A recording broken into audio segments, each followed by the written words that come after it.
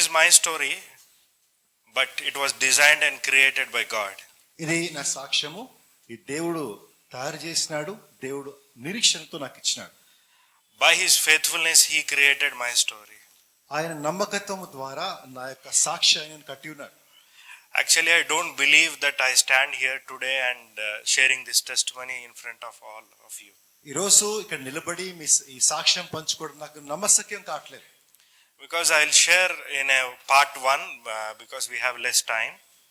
మన కొద్ది సమయం ఉంది కాబట్టి మొదటి భాగంగా నా సాక్ష్యాన్ని మీతో పంచుకుంటాను. So actually my mother had a baby boy and he died in couple of months. నా తల్లికి మొదట ఒక మగబిడ్డ పుట్టాడు, కానీ కొన్ని నెలల్లోనే ఆ మగబిడ్డ చనిపోయాడు. And my dad and my mom they are very depressed and they are crying why this has happened at the first moment of their life and their marriage.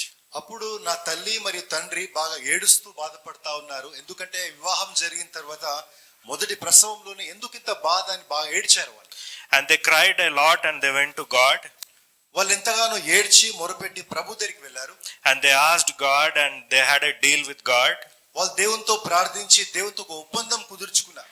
They said that God, if you given me again a baby boy to us, దేవా మరొకసారి ఒకవేళ మీరు మాకు మగబిడ్డనిస్తే, and we will dedicate to you, ఆ మగబిడ్డను మీకు అప్పగించేస్తాము, and he will work for your kingdom. ఆయన నీ రాజ్యం కోసం పని చేస్తాడు. By God grace I am here and I am a blessing to my parents. దేవుని కృపను బట్టి నేను ఇక్కడ ఉన్నాను, నా కుటుంబానికి దీవెనకరంగానే ఉన్నాను. So it went very well and good. అది చాలా మంచిగా సాఫీగా జరిగింది. After that I entered into my teenage life. దాని తర్వాత నా యవ్వన ప్రాయంలో నేను అడుగుపెట్టాను. And there I have taken a U-turn in my life. అక్కడ నా జీవితంలో ఒక మలుపును నేను తిరిగాను. Because in my family many are pastors and many are missionary people.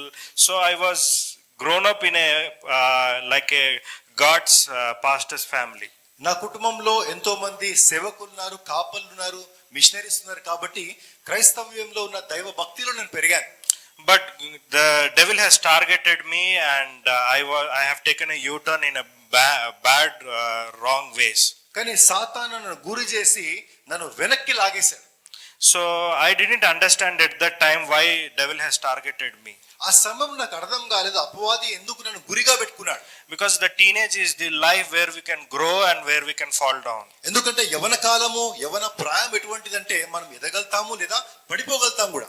And at that time we will think that we know everything and we don't need to listen our parents or our pastors or leaders. ఆ సమయంలో నాకు అంతా తెలుసులే, నా కాపర్లు ఏంది నాకు చెప్పేది, నా తల్లిదండ్రులు నాకేంటి చెప్పేదిలే అని మనం అనుకుంటాం.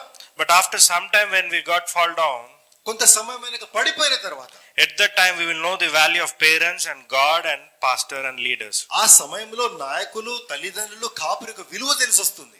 So at that time I was really very bad boy.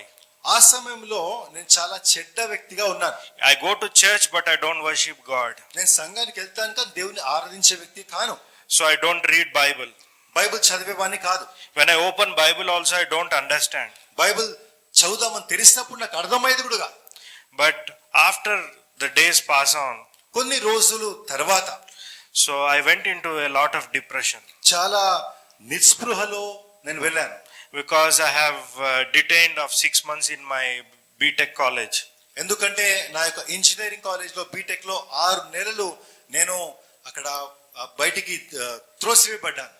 Because I didn't complete my records and dean was shouting on me. నా యొక్క రికార్డ్స్ నేను రాయలేదు కాబట్టి ఆ డీన్ గారు నా మీద అరిచినారు కాబట్టి. So I throwed my record on his face. Who are the hell are you to keep sign on me? I am going back to my home. ఆయన తిట్టినప్పుడు నా రికార్డ్ ఆయన ముఖం పైన విసిరిగట్టి నువ్వెవరయ్యా నన్ను తిట్టడానికి అని చెప్పేసి నేను విసిరేసి వెళ్ళిపోయాను నేను. So for that reason I got detained for 6 months. ఆ కారణం చేత 6 నెలలు కాలేజ్ నుంచి నన్ను తీసివేశారు. So in that way, because of my girlfriends and because of my college issues and family issues, I went into depression. నా యొక్క స్నేహితులను బట్టి, ఆడవాళ్ళని బట్టి, ఆ యొక్క స్థితులను బట్టి ఎంతో నిరుత్సాహంలో వెళ్ళిపోయాను. So at that time my father got sick. ఆ సమయంలో మా నాన్నగారికి అనారోగ్యము జరిగింది. And we have moved fast to Hyderabad to the hospitals. అప్పుడు వెంటనే మేము హైదరాబాద్ లో ఆసుపత్రికి వచ్చాము. My dad has open heart surgery. నా తండ్రికి ఓపెన్ హార్ట్ సర్జరీ జరిగింది. And he had some kidney surgery also. ఆయనకు కిడ్నీకి సంబంధించిన ఆపరేషన్ కూడా జరిగింది. So we have sold over all our properties, all our vehicles, everything got spoiled. మాకున్న బండ్లన్నీ, వాహనాలన్నీ, ఆస్తులన్నీ అమ్మేశాం దానికోసం. Because my dad treatment was very expensive. ఎందుకంటే ఏ ఖర్చుతో మా నాన్నగారికి జరిగిందో అది ఎంతో ఖర్చుతో కూడింది. At that time I came to God because there is no one with me at that time. ఆ సమయంలో నాతో ఎవరు లేని ఆ సమయంలో నేను దేవుని దగ్గరికి వచ్చాను.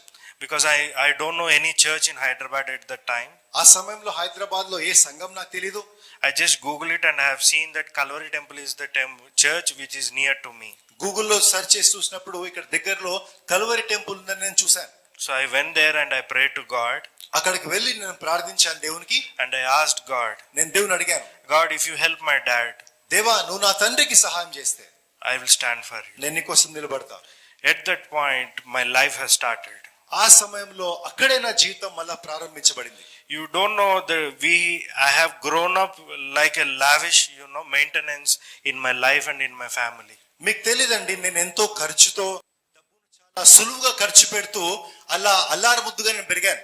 Because when we open the almara in our house, మా ఇంట్లో అల్మారా తెరిచినప్పుడు how the clothes will fall down, the notes of money will be fall downing. అల్మారా తెరిచినప్పుడు బట్టలు కింద పడిపోతాయో, మా ఇంట్లో అల్మారా తెరిస్తే నోట్ల కట్టలు అట్లా పడిపోయి. Whenever the new mobile has released in the market, my dad used to give it to me as a gift. Market లో ఎప్పుడెప్పుడైతే కొత్త మొబైల్స్ వస్తుండేనో అప్పుడు మా నాన్నగారు కొత్త మొబైల్ నాకు ఉచితంగా ఇస్తుండే, గిఫ్ట్ లాగా So ఇస్తుండే. I have changed like 7 to 8 mobiles in 2 years or 1 year. 2 లేదా 1 సంవత్సరంలో నేను 7 నుంచి 8 మొబైల్ ఫోన్లు మార్చాను. In that way of my life I got down very badly. I have got down. అలా ఉన్న జీవిత విధానంలో ఎంతో చెడుతనంలో నేను పడిపోయాను. And when we came to Hyderabad also we struggled a lot for money. హైదరాబాద్కి వచ్చిన తర్వాత కూడా డబ్బు కోసం మేము ఎంతో ప్రయాసపడ్డాం. Even we don't have even 100 rupees to buy chicken on the Sundays. ఆదివారం చికెన్ కొనుక్కోవడానికి 100 రూపాయలు లేని స్థితి.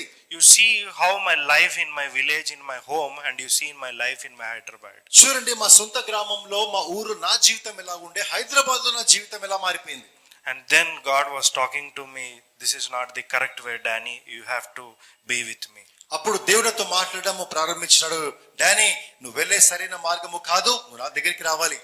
Then I have listened God's voice. అప్పుడు దేవుని స్వరాన్ని నేను విన్నాను. And I want to read one Bible verse. బైబిల్లో నుంచి ఒక వాక్యం నేను చదవాలని కోరుకుంటా ఉన్నాను. Second Timothy, 2 Timothy 2nd chapter, 2వ అధ్యాయము and 20 and 21 verse, which is I have heard from God's voice in my life at the first time, which I don't know how to read Bible also. 20-21 వచనం అండి. దేవుడు మాట్లాడినప్పుడు నేను విన్నా, చదివిన మొట్టమొదటి బైబిల్లో వచనం అది. So brother will read in Telugu. 2 Timothy 2nd chapter verse 20 and 21. గొప్ప ఇంటిలో వెండి పాత్రలను బంగారు పాత్రలను మాత్రమే కాక కర్రవేయు మట్టివేయు కూడా ఉండును.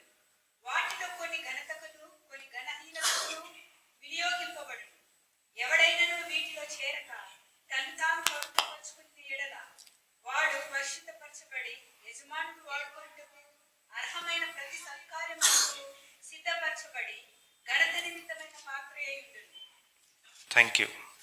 So from that verse, only one line I have understood that, so if a person cleanses himself, he will be useful for a valuable vessel and useful to the master and prepared for the good work. ఈ వచనం చేత నాకు అర్థమైంది ఒకటి ఏంటంటే, ఎవరైతే తమను తాను పరిశుద్ధపరుచుకుంటారో వాళ్ళే యజమానుని చేతిలో పనికొచ్చే పాత్రగా మార్చబడతారని. Then I started correcting myself and cleansing myself as a character, and how to talk, how to walk, and where I have to live, with whom I have to chit chat. అప్పుడు నా జీవిత విధానం మార్చుకోవడము, వైఖరి మార్చుకోవడం, ఎలా మాట్లాడో మార్చుకోవడము, ఎవరితో ఉండాలో మార్చుకోవడం మొదలు పెట్టాను. Then God started using me. అప్పుడు దేవుడిని వాడుకోవడం మొదలు పెట్టాడు. Then I got an offer from abroad. దాని తర్వాత వేరే బయట దేశం నుంచి నాకు ఒక ఆఫర్ వచ్చింది. So then I had a good job. అక్కడ మంచి ఉద్యోగం నాకుంది. And I used to earn like 4 to 5 lakhs per month. అక్కడ నెలకు ఇంచుమించు 4 నుంచి 5 లక్షలు సంపాదించేవాడిని. I have completed 5 years over there. అక్కడ 5 సంవత్సరాలు నేను ఉన్నాను. After that, God has called me that, Danny, you have to go back to India. తర్వాత దేవుడు నాతో పిలిచి చెప్పాడు, డానీ నువ్వు తిరిగి భారతదేశానికి వెళ్ళిపోవాలని చెప్పాడు. Then I had a confusion, this is my own voice or God's voice. నాకు అప్పుడు అర్థం కాలేదు, నా సొంత స్వరమా లేకపోతే దేవుడు నాతో మాట్లాడుతున్నాడా. Then I went to fast and prayer. అప్పుడు నేను ఉపవాసంలో ప్రార్థనలో వెళ్ళాను. Then I told to God only one thing. నేను దేవునితో ఒకటే చెప్పాను, God, if my parents are accepted, then I can go back to India. దేవా ఒకవేళ దీనికి నా తల్లి తండ్రి అనుమతిస్తేనే నేను భారతదేశాన్ని వెళ్ళగలుగుతాను, లేకపోతే వెళ్ళలేను. Because at that point we are growing in our family as financially also. ఎందుకంటే ఆ సమయంలోనే అప్పటికే మేము ఆర్థికంగా ఎదుగుతా ఉన్న పరిస్థితి అది. And everybody has shouted on me, even my younger brother also. అందరూ నా మీద అరిచారు, నా తమ్ముడు కూడా నా మీద అరిచాడు. Why you are wasting this opportunity? ఈ అవకాశం ఎందుకు పాడు చేసుకుంటున్నావు? But at that point my manager also, he is telling me, I will increase your salary, please be with us. ఆ సమయంలో మా మేనేజర్ కూడా అంటా ఉన్నాడు, నీ జీతం నేను పెంచుతాను, నువ్వు ఇక్కడే ఉండు. But at that point one thing came into my mind, God or money. ఆ సమయంలో ఒకటే ప్రశ్న నా హృదయంలో వచ్చింది, దేవుడా డబ్బా? Then I didn't even think about even nanoseconds also, I have chosen God. ఆ సమయంలో కొన్ని క్షణాలు కూడా ఆలోచించలేదండి, నేను దేవుని ఎన్నుకున్నాను. Then I came back to India, and before that I called to my dad and I asked him, Dad, this is the position God has talked to me, so I want to do ministry again. నేను మా నాన్నగారికి చెప్పే ముందే నేను phone చేసి, నాన్నగారు ఇట్లా దేవుడు నన్ను పిలుస్తున్నారు, ఇది నా నిర్ణయం అని ఆయనతో నేను పంచుకున్నాను. And my dad has told me, son, you have taken a great decision and we are welcoming you. మా తండ్రి చెప్పిన మాట, నా కుమారుడా నువ్వు మంచి నిర్ణయం తీసుకున్నావు, రా నువ్వు ఇక్కడ ఆహ్వానించబడుతున్నావని. And that is the first sign that God has chosen me. దేవుడు నన్ను ఎన్నుకున్నాడని చెప్పడానికి అది మొట్టమొదటి గుర్తు. And there are many signs also in my life. నా జీవితంలో అది కాకుండా ఇంక ఎన్నో గుర్తులు ఉన్నాయి. And I was working as a missionary also.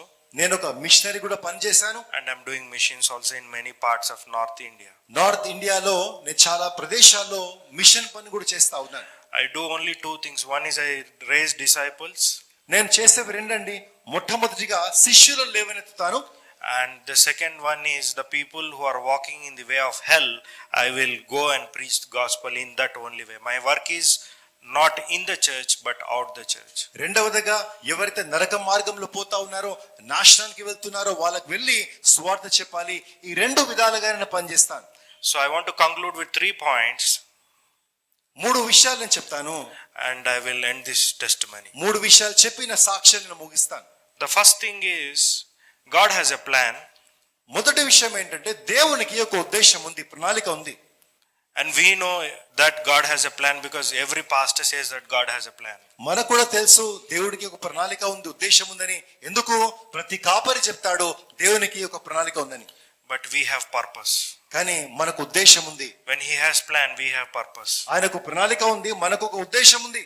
And we have to identify what is that purpose in our life. మన జీవితంలో ఆయన కలిగిన ఉద్దేశం ఏంటో మనం తెలుసుకోవాలి. When you identify that purpose in your life, మీ జీవితంలో ఆ ఉద్దేశాన్ని మీరు తెలుసుకున్నప్పుడు, then you will really know who God is. అప్పుడు నిజంగా దేవుడు ఎవరో మీకు అర్థమవుతుంది. And second thing is, రెండవదిగా, before that I used to say like this, I don't know anything, I don't have talent. దానికంటే ముందు నేను అంటుండే నాకేమీ తెలియదు, నాకు ఎటువంటి తలాంతులు లేవు అని చెప్పేవాడిని. Because many people they'll think that if we are talented only we can useful to God. చాలా మంది ఏమనుకుంటారంటే మనకు తలాంతులు ఉంటేనే దేవుడు మనల్ని వాడుకుంటాడని కొంతమంది అనుకుంటా ఉంటారు. But God needs who have obedience to him. He don't need any talent. కానీ దేవునికి చూడండి, ఎటువంటి తలాంతులు లేకున్నా పర్వాలేదు, కేవలం విధేయత చూపించే వ్యక్తులుంటే చాలు. You can see me as I don't have any talent. మీరు చూస్తా ఉన్నారు, నాకు ఎటువంటి తలాంతులు లేవు. Because for example I don't know how to read Hindi. ఉదాహరణకు హిందీ ఎట్లా చదవాలో నాకు తెలియదు. I don't know how to write also. ఇలా హిందీ రాయాలో కూడా నాకు తెలియదు. But I can preach in Hindi. కానీ హిందీలో నేను ప్రసంగిస్తాను. So that is God has chosen me. That is another sign in my life. దేవుడు నా జీవితంలో నన్ను ఎన్నుకున్నాడు అని చెప్పడానికి అది ఇంకొక గుర్తు. And third thing is, final thing is, మూడవది చివరి విషయం ఏంటంటే, this is very important thing. I want everybody attention to me. ఇది చాలా ప్రాముఖ్యమైనది, దీన్ని అందరూ శ్రద్ధగా వినాలని కోరుతా ఉన్నాను. We have only time when we are on earth. మనకు మన భూమి పైన ఉన్నంత కాలమే మనకు సమయం ఉంది. Once we have completed the journey, మనము మన ప్రయాణం అయిపోయిన తర్వాత we can't do anything. ఏం చేయలేం మనం. We have to do when we have time on the earth. ఈ భూమి పైన మనకు సమయం ఉన్నప్పుడే మనం చేయాలి. And time is very precious. సమయము చాలా ప్రశస్తమైనది. And thank God for this part 1 testimony, and I'll see you soon in part 2. Thanks for Pastor Kamal and God bless you all. నా సాక్ష్యంలో మొదటి భాగాన్ని బట్టి వందనాలు. సమయం ఇచ్చిన పాస్టర్ గారి కమల్ గారికి వందనాలు చెల్లిస్తా ఉన్నాను.